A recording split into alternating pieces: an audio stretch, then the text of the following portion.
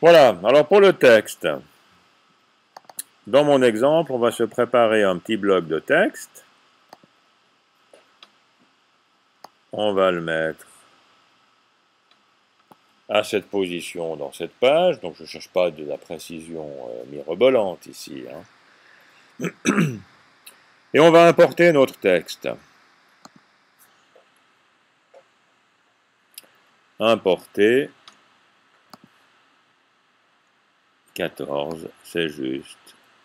Texte, on affiche les options. Ah, là, il va tomber juste. Alors, je vais le mettre faux d'abord. Qu'est-ce que j'avais choisi?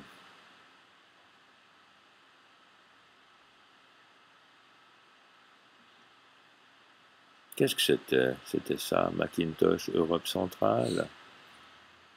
Europe de l'Est, Europe centrale. Voilà, avec les réglages par défaut, mais comme j'avais fait l'exercice vendredi, c'était tombé juste. Avec les réglages par défaut, vous avez un texte qui est importé de cette manière-là. Et vous l'avez constaté quand vous avez fait l'exercice. Alors, ce que je constate, c'est que les lettres qui sont en caractères latins non accentués sont affichées juste, et les caractères accentués sont affichés sous forme de 2 caractères.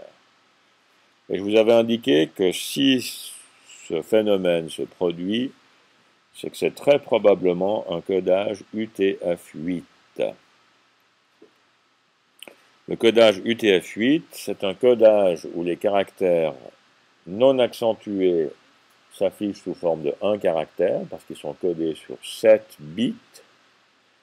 Et quand il y a un caractère accentué, le 8e bit est à 1, et quand il est à 1, ça veut dire qu'on va traiter un ensemble de 2 caractères.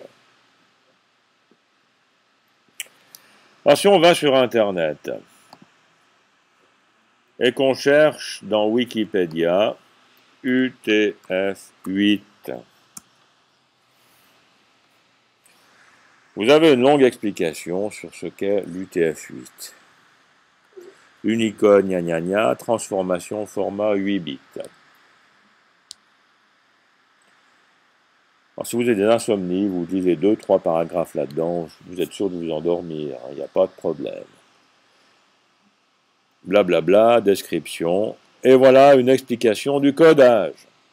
Donc, quand les caractères sont codés sur 7 bits, et c'était le cas de ce qu'on appelle le codage ASCII, qui contient les 26 lettres de l'alphabet en majuscules, les 26 lettres en minuscules, les 10 chiffres, de 0 à 9, les ponctuations, les 32 caractères de contrôle, plus quelques petites bricoles. Vous êtes dans cette zone-là, codée sur un caractère.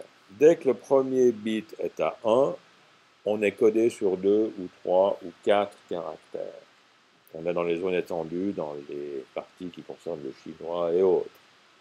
Dans les langues latines, les caractères accentués sont dans cette zone-là. Et c'est la raison pour laquelle, lorsqu'on visualise un texte et qu'il y a 2 caractères ici, eh bien c'est le code de ces 2 caractères, ou le décodage de ces 2 caractères en UTF-8 qui est affiché lorsqu'on ne passe pas à travers le bon filtre de lecture. Alors pour corriger ceci, on ne va pas faire du grep, mais on va supprimer notre texte et on va le réimporter. Ce texte-là, on affiche les options, et puis dans le jeu de caractères, on cherche l'UTF-8. Plateforme Intel. Ça, c'est encore une autre histoire.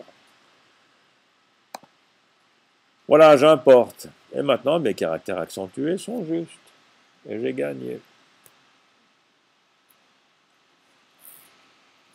Bien, on verra 2-3 petites astuces pour la mise en page juste après. Je m'arrête là.